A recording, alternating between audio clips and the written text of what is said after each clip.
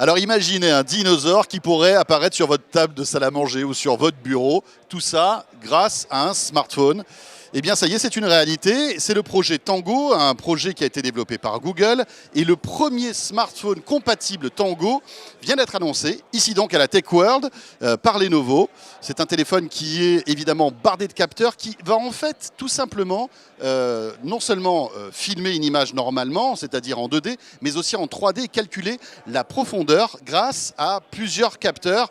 Et Jérôme, justement, va nous expliquer comment ça fonctionne. Oui, alors vous avez en fait 4 appareils photo sur ce smartphone.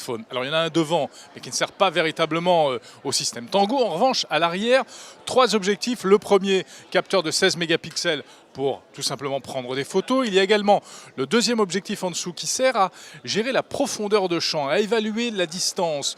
Donc en fait, ça offre au smartphone la reconnaissance de la 3D. Et puis le troisième, situé sur la face arrière, est utilisé lui pour embrasser l'espace. C'est un grand angle. Donc la combinaison de ces 3 objectifs permet au système Tango de suivre le mouvement, de gérer et de reconnaître la profondeur, je l'ai dit, et également de reconnaître l'espace. 250 000 mesures par seconde qui sont opérées pour que le système fonctionne. Alors qu'est-ce que ça donne? Regardez, ce fameux dinosaure qui apparaît sur la table, c'est bien gentil. Les petits dominos qui dégoulinent dans tous les sens, c'est sympa également. C'est quand même un petit peu gadget, peu plus utile peut-être la possibilité demain d'essayer des meubles dans votre intérieur avant de les acheter. Et puis également la possibilité de prendre des mesures chez vous, de mesurer la taille d'un meuble, d'un mur, etc.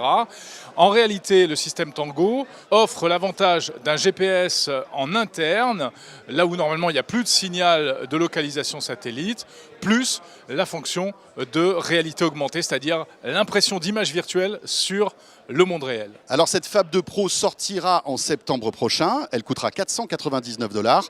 À noter que donc son écran fait 6 pouces. Elle a un processeur Snapdragon qui a été développé spécifiquement pour faire fonctionner tout ce système. Alors bien sûr, c'est séduisant, comme ça, c'est très spectaculaire, mais il faut que les applications suivent. Et les développeurs vont donc faire preuve d'imagination pour arriver à faire décoller ce projet qui est quand même assez sympathique. À noter que, en plus, côté son, toutes les vidéos donc Tango seront filmées avec un son Dolby Digital, donc qui sera véritablement 5.1. On aura vraiment l'impression d'y être.